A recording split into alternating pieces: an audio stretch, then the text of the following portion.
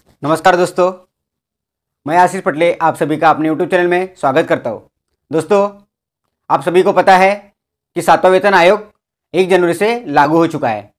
तो दोस्तों, 1 जनवरी का पेमेंट आपको फरवरी के महीने में आने वाला है, लेकिन उसके लिए आपको कुछ काम करना पड़ेगा। अगर आप वो अपना काम पूरा नहीं करते हैं तो आपका 1 जनवरी को जो आने वाला पेमेंट है 1 फरवरी में वो शायद नहीं आएगा, या हो सकता है कि जो महानगर पालिका है और नगर पालिका है वहाँ पे फरवरी का पेमेंट मार्च के महीने में आ सकता है। लेकिन उसके लिए कुछ काम करना होगा। अगर आप वो काम समय पे पूरा नहीं करते हैं तो शायद आपको 7वां वेतन आयोग लागू नहीं होगा। तो दोस्तों, और वो उसके बाद कुछ दिनों के बाद लागू होगा, तो देखते हैं कि वो कब लागू होगा और उसके पहले आपको क्या काम करना है उसके बारे में हम इस वीडियो में मैं आपको बताने वाला हूँ। तो दोस्तों, सबसे पहला है कि आपको जो 6वां वेतन है उसका जो एरियस आपने लिया है, अगर आपने ज़्यादा लिया है तो उसकी कटौती करवा के उसको बराबर कर लीजिए, या आपको अगर कम मिला है तो आप जितना आपको नहीं मिला है आप एरियस फाइल करके आप उसको वापस ले सकते हैं। दोस्तों, ये आपको पहला काम करना है। उसके बाद दूसरा काम आपको करना है कि आपकी जो सेवा पुस्तिका है उस सेवा पुस्तिका को जाके अपडेट कराना है।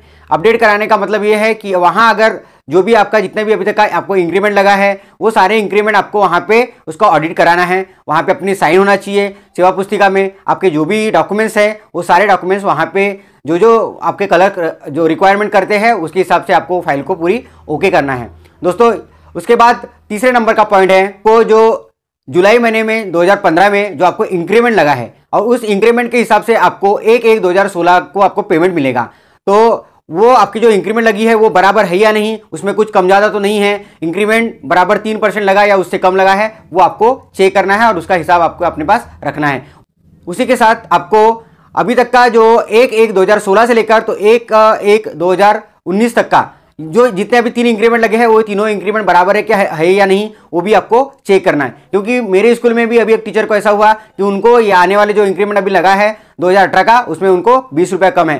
तो ऐसे अगर कम होते जाएगा तो 7वें वेतन में उनको थोड़ा परेशानी हो सकती है। तो आप पूरा चेक कर ले कि बराबर है या नहीं। अगर कोई कम ज़्यादा है तो आप अपने कलर से जाकर उसको बराबर करवा ले या उसको ऑडिट करवा ले।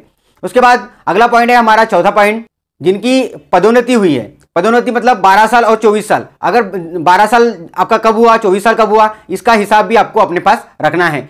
कौन से साल में कौन से महीने में आपको वो पदोन्नति मिली है उसका आपको हिसाब अपने पास रखना है। उसके बाद अगला पॉइंट है प्रमोशन। आपका प्रमोशन कब हुआ, आप टीचर से एचएम कब बने, एचएम अगर है तो एचएम से बीओ कब बने, आपको उसकी डेट और उसके बाद में आपको मिलने वाली जो पेमेंट है उसमें जो तफावत है वो आपको बराबर मिल रहा है या नहीं मिल रहा है, उसका भी हिसाब आपको अपने पास रखना है। उसके बाद अगला पॉइंट हमारा है ग्रुप डी के जो कर्मचारी है। ग्रुप डी के कर्मचारी अपना जो वेतन है आपका, वो आपको जो वेतन की श्रेणी जो आपकी जो 4,440 रुपये थी उसके बाद जो 7,440 रुपये हो गई, वो कब लगी और कब से कब तक उसकी कालावधि है वो आपको ध्यान में रखना है और उसका भी हिसाब आपको अपने पास रखना है। दोस्तों, ये सारा जो मैंने अभी बताया है ये सारा आपको अपने पास एक जमा करके रखना है या आपको कहीं भी इसकी नोट करके रखना है। उसके बाद 3 साल का जो आपको बेसिक मिलने वाला है वो बेसिक की गणना किस तरह से करना है उसकी लिंक मैं आपको डिस्क्रिप्शन में दे दूंगा, आप वहां से उसकी गणना करके रख सकते हैं। उसी के साथ एक मैं फॉर्म दूंगा, उस फॉर्म को रिटायरमेंट वाले भी भर सकते हैं और जो करंट वाले हैं जो वो भी उनको भर सकते हैं। वहाँ पे 3 एक्सेल फाइल दिए गए हैं, वो तीनों में आपको उसको भर सकते हो। तो दोस्तों, इतने डॉक्यूमेंट्स आप अपने पास ओके करके आप रखिए। अभी कुछ दिन पहले मुंबई महानगर पालिका में भी कहा गया है कि जब तक ये काम आपका पूरा नहीं होगा आपको 7वां वेतन आयोग नहीं दिया जाएगा, क्योंकि आपका जो पिछला काम है वो जब तक पूरा नहीं होगा तब तक अगला आपको 7वां वेतन आयोग लागू नहीं किया जाएगा। अगर ये काम जल्दी नहीं होता है, अभी अगले 1 महीने बाद चुनाव चालू हो जाएगा, तो चुनाव के पहले अगर नहीं होता है यानी फरवरी तक अगर ये काम पूरा नहीं होता है तो उसके बाद ये काम नहीं होगा और उसके बाद सीधा आपको जून या जुलाई में ही आपको 7वां वेतन आयोग मिलेगा। तो दोस्तों, आप इतना लंबा समय इंतजार करना अगर चाहते हो तो काम ना करें। अगर आपको लगता है कि जल्दी आपका 7वां वेतन आपको लग जाए तो आप ये काम करके ओके करके आप अपने कलर को सबमिट कर दीजिए।